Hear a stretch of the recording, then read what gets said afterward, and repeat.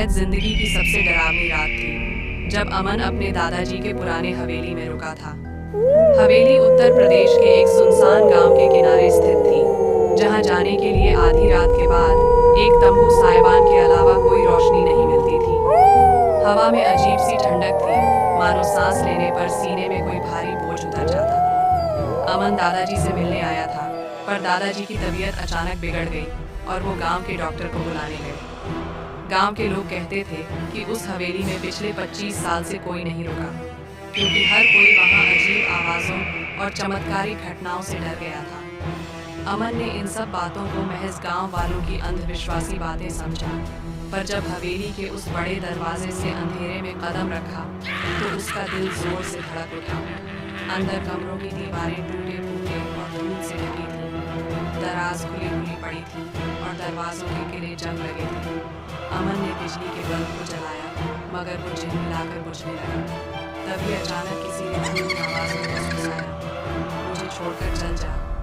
अमन की रूह तक कांप उठी। उसने चारों तरफ देखा, पर अंधेरे में कुछ भी साफ नजर नहीं आया। ज्यों ही वह तेजी से दूसरी ओर मुड़ा, एक ठंडी हवा का झोंका उसका गला कसता हुआ गुजर गया। रात करीब 1 बजे थी जब अमन ने ठोक ठोक कर पानी पीने के लिए किचन की तरफ कदम बढ़ाया। अचानक सबसे अजीब बात ये हुई, हवेली में सब दरवाजे अपने आप बंद होने लगे। पहले खाना खाने की दीवार वाला दरवाजा बंद हुआ, फिर खिड़कियां झट से बंद गईं। अमन डरकर रुक गया, मुंह से आवाज तक न निकल रही थी। तभी सामने वाले दीवार के पीछे से किसी ने धीमी धीमी हंसी निकाली, जैसे कोई छिपकर उसे देख रहा हो। हंसी सुनकर अमन का चेहरा बैंक पड़ गया, पर वो किसी तरह हिम्मत बटोरकर पीछे मुड़ा, पर वहाँ कोई नहीं था। अमन वापस अपने कमरे में आया, जहाँ एक कड़ाके की ठंडक थी। बिस्तर पर लेटा ही था कि चारों ओर अजीब अजीब चीखें गूंजने लगी, चीखें मानो किसी की आत्मा कष्ट से सरक रही हो। अमन ने चिल्लाने की कोशिश की, पर आवाज गर्दन में कहीं अटक कर रह गई।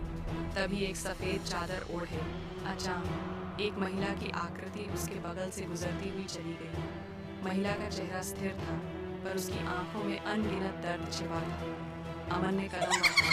उस महिला ने धीरे से कहा, यहाँ से भाग जाओ, समय नष्ट हो रहा है। और जैसे ही अमन ने दूसरी बार आंखें खोली, वो महिला गायब हो चुकी थी।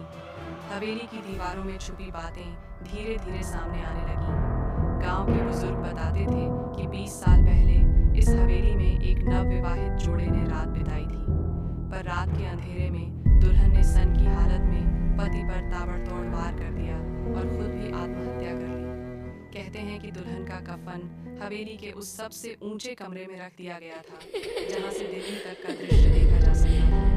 पर अगले दिन दूल्हा गायब मिला और कफन भी सन्नाटा हो गया। हवेली की दीवारों में कुछ मंशरे देखने गए तो पाते थे कि उस कमरे से अजीब सी धुंध निकलती रहती है। लाइन अगर खोलकर किसी ने कफन को देखने की कोशिश की, पर वहां सिर्फ एक सूनी हवेली और टूटे फूटे फर्नीचर के अलावा कुछ भी नहीं था। तब से हवेली सुनसान पड़ी थी, पर आत्मा किसी को चैन नहीं मिलने देती थी।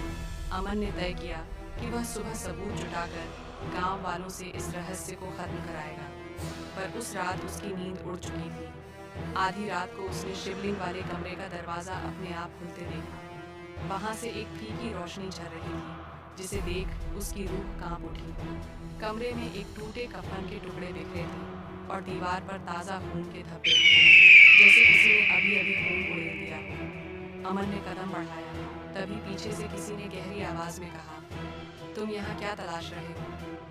आवाज का सुर ऐसी दरिंदगी लिए था कि अमन थरथरा उठा। उसने धीरे से उत्तर दिया, मैं इस हवेली का राज जानना चाहता हूँ। आवाज ने फिर कहा, राज जानना है तो फिर हमेशा के लिए यहाँ रुक जाओ। कहकर कमरे की लाइट गुल हो गई और अंधेरे में अमन का दिल धड़कना बंद सा हो गया। अचानक कमरे में सामने दीवार फटने लगी और एक महिला की छाया उभरने लगी। मरा हुआ चेहरा, खाली आंखों में गहरा काला सन्नाटा। अमन ने भागना चाहा, पर पैर जड़ की तरह अटके थे। आत्मा ने पास आकर सारी ताकत छोड़ दी। एक निराश कर देने वाली हवा ने अमन के कानों में गुनगुनाई, अब तुम भी हमेशा के लिए हमारी कहानी का हिस्सा हो। उसके बाद जो हुआ वो तो कोई नहीं जानता। अगली सुबह जब गांव वाले हवेली गए तो कमरे का दरवाजा खुला मिला, पर अंदर अमन कहीं नहीं था। बस बिखरे कफन के टुकड़े और कच्ची दीवारों पर खून के निशान थे, जैसे हवेली ने किसी नए शिकार को अपना ले लिया हो। और आज भी उस रात हवेली के चारों ओर अजीब सी चीखें गूंजती हैं।